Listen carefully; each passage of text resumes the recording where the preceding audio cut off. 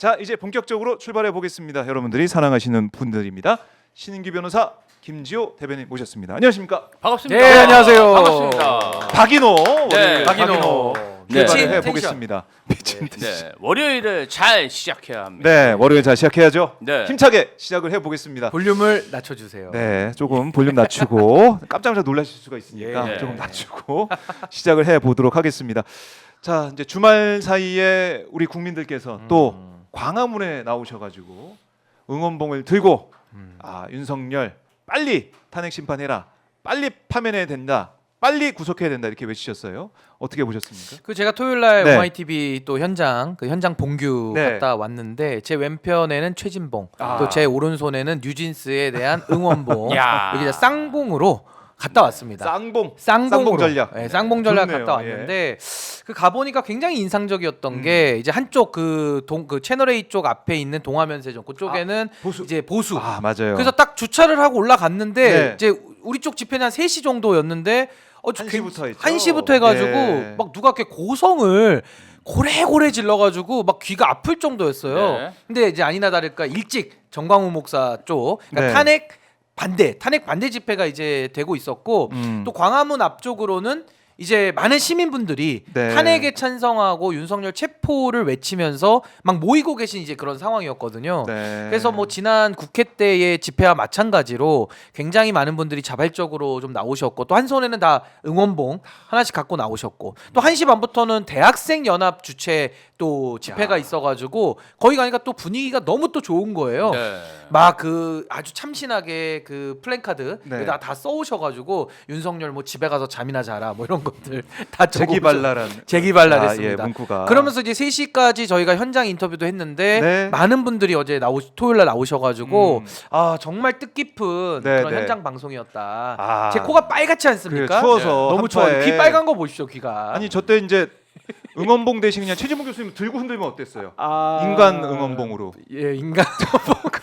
제가 사람들이 더 지금 저 술 취한 게 박수를 아닙니다. 예, 술 보냈을 먹은 게 것 같은데. 아닙니다. 예. 제가 보니까 밤 추워서. 정도 되니까 우리 최진봉 교수님이 네. 뭐 주크박스처럼 계속 아. 노래만 부르고 있더라고요. 예, 그래서 예. 방송을 하셔야 되는데 왜 노래만 하시나 그런 의문이 좀 들었습니다. 네. 주크박스인 줄 알았어요. 주크박스. 이제 뭐 인간 주쿠박스, 인간 예, 응원봉. 예. 저게 그래도 굉장히 추웠기 때문에 네. 제가 좀 핫팩에 의지해가지고 핫팩을. 손도 춥더라고요 전날은. 그러니까요. 근데 와, 그 윤석열 추위를 뚫고 처단. 나오셨어요. 예, 네. 많은 시민분들. 뭐 뜨거웠던 현장이었습니다. 예. 그리고 우리 농민들이 트랙터를 몰고 서울로 진입하려다가 남태령에서 막혀가지고 28시간 동안 네. 그래서 벌벌 떨면서 밤을 새면서 그 현장을 지키고 버텼는데 뭐 일단 경찰이 물러나서 관저까지 오긴 했지만은 참 이걸 이렇게 막고 서 있는 경찰의 모습 보면서 왜 이렇게 우리 국민들의 의사를 표현을 방해하느냐, 지금 교통 그 얘기를 하고 그걸 막고 있을 때냐 이런 생각이 들었습니다. 아니 그 뭐 트랙터가 네. 와서 트랙터가 무슨 용산 대통령실을 갈아버립니다. 그렇지 그 않죠. 앞에 그냥 지나가면서 본인들의 그렇죠. 어떤 표현을 하는 건데 지금 그리고 양국권 몇 번이나 막았습니까? 얼마나 농민들이 그럼요, 답답하면은 양국법에 대한 저 트랙터를 하루 만에 온 게 아니에요. 16일부터 네. 시작했다고 하더라고요. 그러면 그 트랙터가 몇 킬로 가지도 않는데 이 추운 겨울에 정말 트랙터를 타고 서울까지 올라왔는데 경찰들이 남태령국에서 저렇게 막는다는 게 네.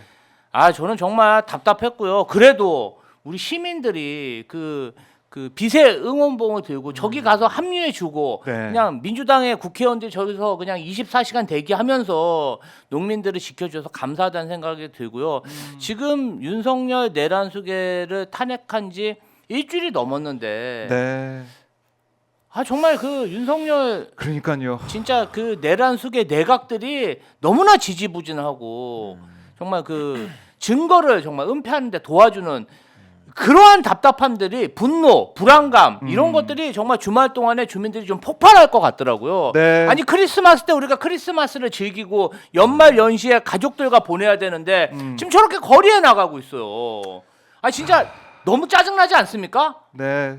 아니 근데 저는 저 트랙터 집회를 보면서 어떤 생각했냐면 저는 개인적으로 양곡관리법에 대해서는 전 신중해야 된다는 입장입니다. 네. 그러니까 농민들을 지원하지 말자는 게 아니라 양곡관리법의 내용에 대해서는 전 토론할 게 많다고 봐요. 네. 근데 이제 그거와 변론으로 저분들이 양곡관리법 입장한 변론으로 트랙터를 끌고 각 지방에서 서울로 올라오는 그 모습. 네. 그리고 화물연대 분들은 화물차 가져와서 시위하는 게 당연하고요.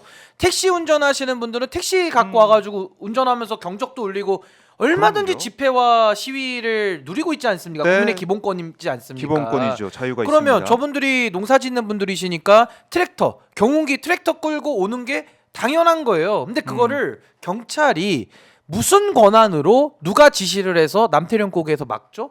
이게 집시법 보시면요. 경찰이 집회를 방해하면 5년 이하의 징역에 처하는 조항도 있고요. 예. 일반 교통 방해죄도 있습니다. 형법에. 그 직권남용도 있어요.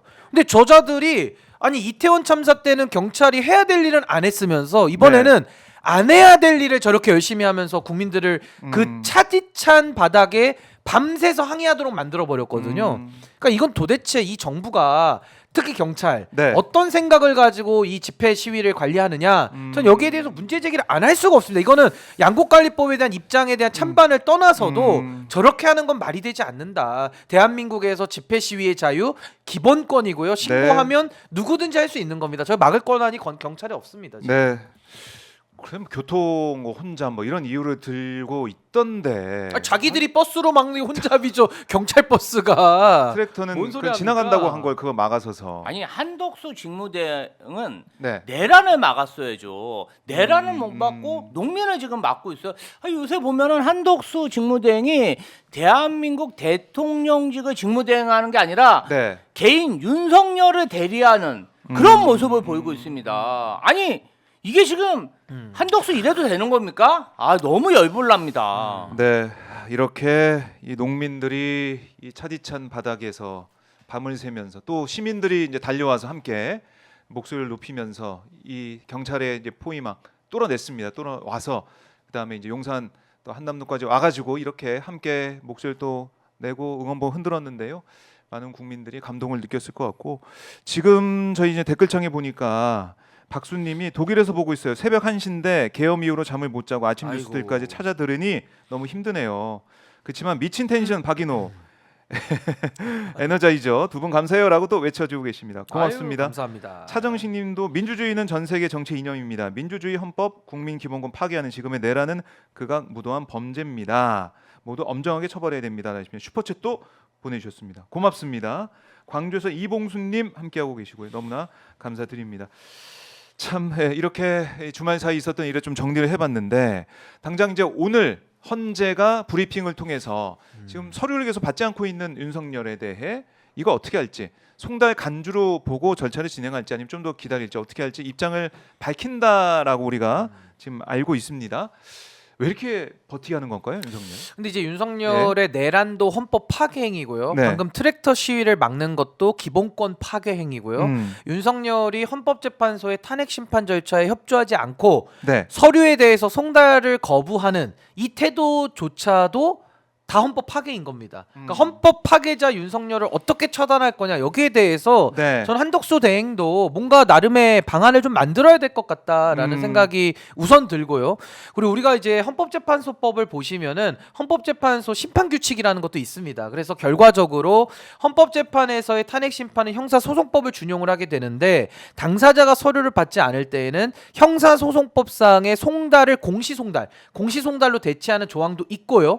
그리고 사무규칙에도 따르면은 이 송달로 간주하는 규정들이 많이 있습니다. 그래서 지금처럼 저렇게 윤석열이 송달을 거부할 것이 확실시될 때는 네. 송달을 간주해 버릴 수도 있거든요. 그렇게 되면 우리 헌법재판소법에는 탄핵 심판에서 당사자가 나오지 않잖아요. 그럼 그냥 진행해버립니다. 오히려 더 빨라요. 당사자의 방어권을 스스로 포기해버리는 거기 때문에 네. 훨씬 더 진도가 빨라서 저는 오늘 이제 헌법재판소 공보관이 어떤 입장을 발표할지는 좀 들어봐야 되겠습니다만은 빠르게 절차 심리하겠다라는 입장 나올 것 같고 네. 이미 보완 규정들 송달을 거부할 때 대응할 수 있는 이미 규정들이 다 있기 때문에 법과 원칙대로 하는 것이 윤석열이 파괴한 헌법을 수호하는 헌법재판소의 유일한 사명이다. 전 원칙대로 하면 된다 이렇게 봅니다. 법과 원칙대로 해야 절차가 된다. 더 빨라져서 좋아요. 안 받으면. 안 더 받으면 빠르게 하면 됩니다. 더 빠르게 갈 수 한 있다. 2주 안에 결정 내려주면 좋겠습니다. 헌법재판소가. 1월 2주 안에 그냥. 2주 안에 안 그냥. 받는데 뭐더러 재판합니까?